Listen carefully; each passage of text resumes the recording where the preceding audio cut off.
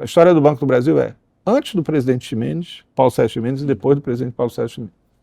E eu fui convidado para uma reunião, e nessa reunião me disseram assim, eu ouvi, né? Nós vamos reformar todas as agências do Banco do Brasil e nós vamos colocar ATMs em todas as agências. Eu falei, mas isso é impossível, são 4.000 e tantas agências, são milhares de ATMs. E eles fizeram. Quando eu percebi a seriedade disso, eu falei assim, bom, como eu tinha sido caixa, eu falei assim, bom, se o maior grupamento de uma agência, mais ou menos 60% do grupamento de uma agência era caixa, milhares de pessoas vão perder o emprego, vão perder a função, né? E aí o que aconteceu? Eu acordei de manhã um dia e falei assim, vamos chamar todos os caixas vinculados à superintendência regional para uma reunião na ABB, aqui na Lagoa. E eram 300 e tantos caixas, a gente dividiu em 2 grupos e eu fui lá para a reunião. E eu me lembro que eu fui me despedir do meu filho Pedro, e eu fui dar um beijinho nele, ele falou, pô pai, você vai trabalhar? Eu falei, pois é sábado, papai vai ter uma reunião com os caixas.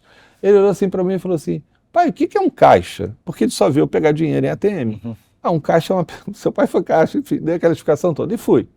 Quando cheguei no auditório da BB, que tinha aquela multidão, mulheres com bebês, amamentando, tudo, eu abri a reunião, dei bom dia, agradeci a presença, eu queria comunicar para vocês que a profissão de vocês acabou.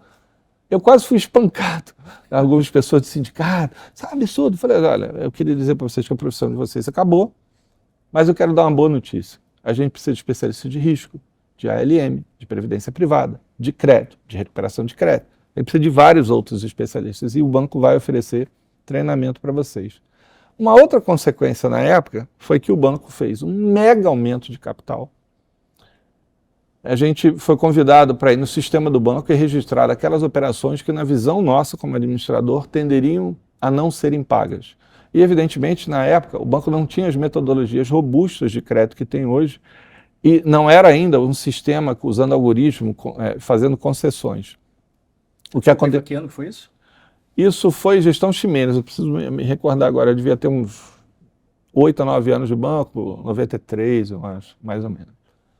Bom, o que aconteceu foi feito um mega aumento de capital, né? A gente fez um reconhecimento de várias dívidas que estavam em caráter duvidoso, e o governo falou, na época, falou assim, nunca mais eu boto um centavo. Começa todo um trabalho, e aí vem fundos de investimento, tudo o que o banco não tinha, e o desenvolvimento dos algoritmos, das metodologias, e a introdução de situações de governança que me foram muito úteis, que eu apliquei depois bastante na Petrobras e aplico aqui também. Qual é a vantagem de um profissional, de um executivo que sai do setor financeiro e vai para o setor industrial? Eu me lembro que quando eu comecei a trabalhar na Petrobras, o pessoal brincava, falava assim, pô, esse cara chegou, não entende nada de petróleo. Eu falei, pois é, eu não entendo mesmo, mas vocês que de um modo geral entendem que a companhia está numa situação bem complicada aqui financeiramente, eu acho que a gente pode ajudar um pouquinho. Então, dessa experiência como superintendente, eu depois fui convidado para trabalhar em Brasília, numa função bacana, relevante. Eu cuidava de tudo relacionado a rotina, sistema, norma, qualquer coisa com micro, pequena e média empresa. E era muito interessante, foi dali que a gente teve as ideias de bolar metodologia. A gente tinha informação do cliente e toda a concessão de crédito a gente pedia as mesmas informações de novo. Eu falei, a gente não pode rodar o limite de crédito com base nas informações que a gente já tem? E assim foi feito, e aí começou a história dos créditos pré-aprovados. Eu não sei se vocês lembram, mas o Banco do Brasil foi o primeiro banco onde você chegava no terminal, né, no caixa eletrônico, você botava lá, já estava o seu limite pré-aprovado. Crédito pessoal, financiamento de veículos, aquisição de equipamentos de informática, estava tudo pré-aprovado, você não precisava falar com ninguém. E aquilo era muito interessante. Mas isso já no plano real?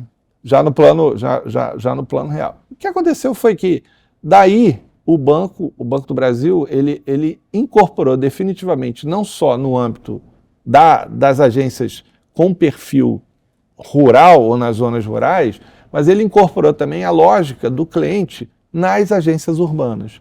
Né? Esse processo de modernização e padronização, esses equipamentos, um brutal investimento em tecnologia, fez com que o banco começasse a se tornar competitivo para o cliente. Qual foi sempre a vantagem do Banco do Brasil em relação a uma empresa que teve monopólio?